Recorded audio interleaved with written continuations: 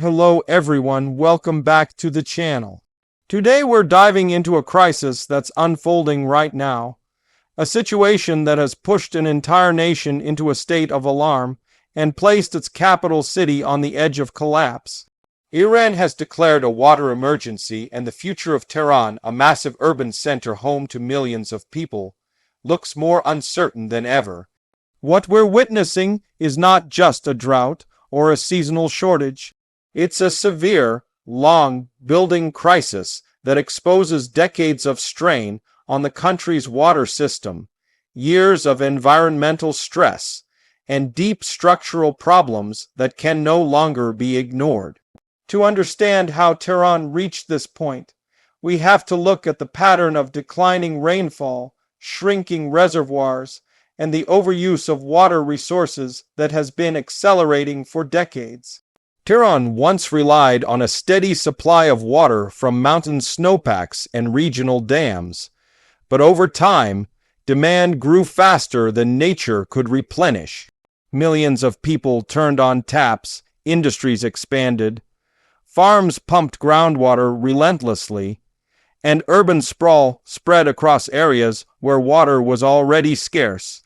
For years, small warnings appeared, but none were taken seriously enough to prompt large-scale reform. Now, the consequences have arrived all at once. Tehran's major reservoirs have fallen to dangerously low levels.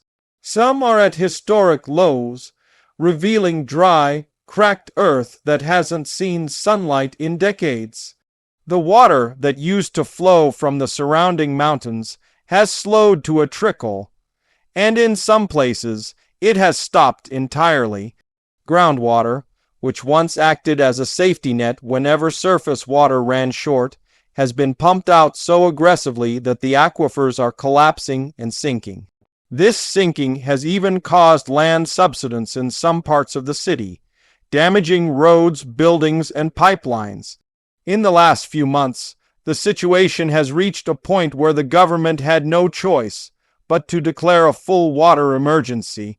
For residents, that emergency is visible every single day. Entire neighborhoods now experience sudden water cuts without any warning, sometimes for hours, sometimes for most of the night. Families rush to fill buckets, containers, bottles, anything they can find to store water. Some buildings, especially older ones, lose water pressure so completely that people are forced to carry water up flights of stairs because the pumps can't operate without sufficient supply from city lines. The crisis extends beyond homes. Businesses that rely on water for manufacturing or daily operations are struggling. Bakeries, restaurants, car washes, and small factories can't function when their taps run dry. Schools face sanitation problems, and some have had to close temporarily because there simply isn't enough water for restrooms or cleaning. Hospitals face the most serious risks. Even though they are typically given priority access, shortages still reach them, and emergency protocols are being set up to ensure that critical units can continue running. The government has acknowledged the severity of the problem. Officials have warned that if rainfall does not return soon, they may be forced to take drastic measures, including the possibility of relocating parts of the population. The idea of evacuating sections of a capital city with more than 10 million people sounds impossible. But that is the level of crisis Tehran is now facing. The water infrastructure has been stretched, patched, and pushed to its limit, and without dramatic changes, it may not withstand what comes next. But the current drought is not the only cause. Water experts have been sounding alarms for years about a deeper issue known as water bankruptcy. This happens when a region uses more water than nature can supply or replenish. For decades, Iran's water consumption has exceeded its natural capacity, causing declining groundwater, drying rivers, and shrinking lakes. Tehran, being the largest and most water-demanding city, sits at the center of this problem. As demand continued to rise, and as climate change intensified heat waves and made rainfall more unpredictable, the system finally broke. Climate change plays a huge role in the crisis. Rising temperatures mean more evaporation from lakes, rivers, and reservoirs. Hotter summers last longer, placing more strain on limited water resources. Rainfall patterns have shifted. Some years bring intense floods, while others bring almost no rain at all. Snowpack, which Tehran depends on, has thinned dramatically. This means that even when storms do arrive, the mountains hold less water, and spring melt provides far less supply than in the past. Urban planning has also contributed. Tehran grew rapidly, but not always efficiently. Parks expanded, green areas increased, and water-intensive landscaping became common in many districts. While beautiful, these features consume massive amounts of water. Old and leaky pipes also waste enormous amounts of treated water. Some estimates suggest that a significant percentage of Tehran's water is lost before it even reaches homes and businesses because of outdated and damaged infrastructure. Agriculture is another major factor. Though much of Iran's farming happens outside Tehran, the capital's water network is connected to agricultural zones that draw from the same resources. Farmers often rely on deep wells and outdated irrigation methods that waste water. The government has tried to introduce more efficient systems, but progress has been slow, and the drought has only intensified the problem. When farmers pump more groundwater to keep their crops alive, the city loses its backup water sources. Social tensions have begun rising as well. When people are forced to line up for water, when the taps run dry without notice, frustration grows. Many residents have taken to social media to share videos of dry faucets, broken pipes, and neighborhood protests. Some express fear, others anger, and many simply confusion about why things were allowed to reach this point. For them, the crisis isn't a distant policy issue. It's the daily reality of how they bathe, cook, clean, and survive. Throughout all of this, the government has tried to balance transparency with reassurance.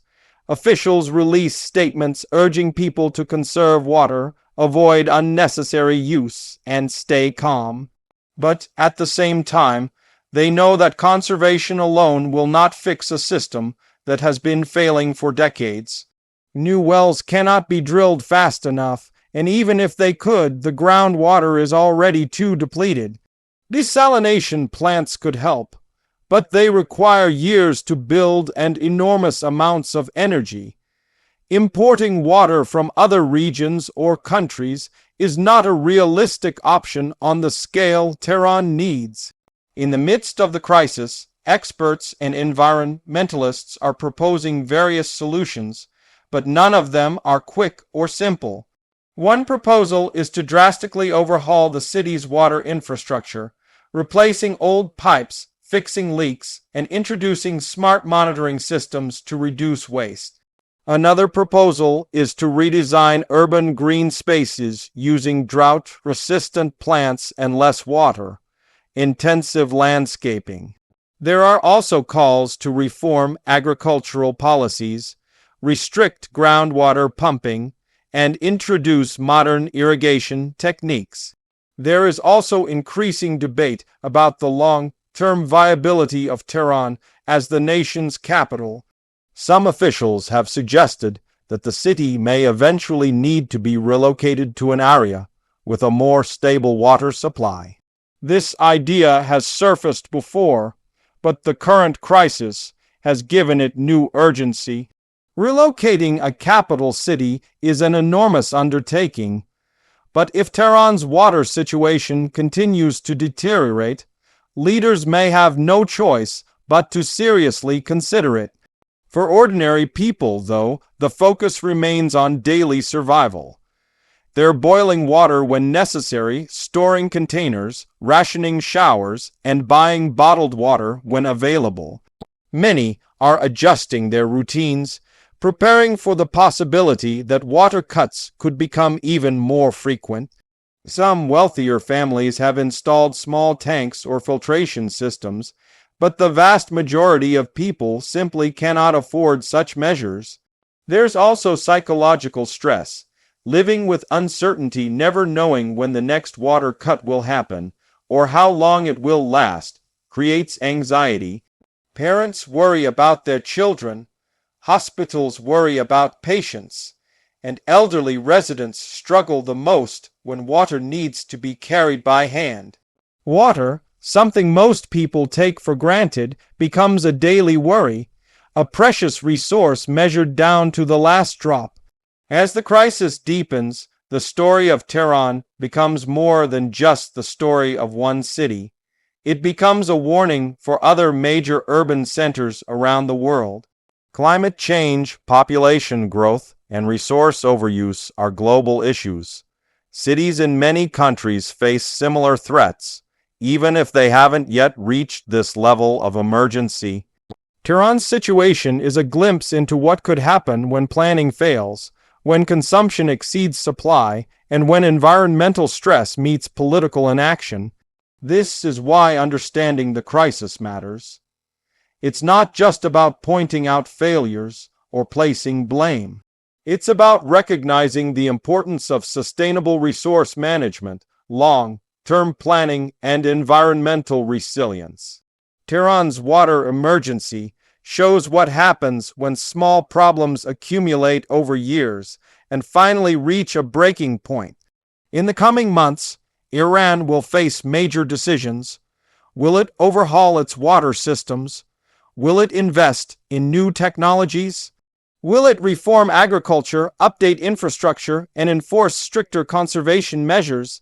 Or will it continue patching the system temporarily, hoping for rainfall that may or may not come? The answers to these questions will determine the future of Tehran, and perhaps the future of other cities facing similar risks. Climate change is not slowing down, and water scarcity is becoming one of the defining challenges of the 21st century. For millions of people in Tehran, the crisis is not a distant threat. It is already here. Thank you for staying with me through this deep look at Iran's water emergency and Tehran's uncertain future. If you found this discussion informative, feel free to share your thoughts or experiences in the comments. Let's keep this conversation going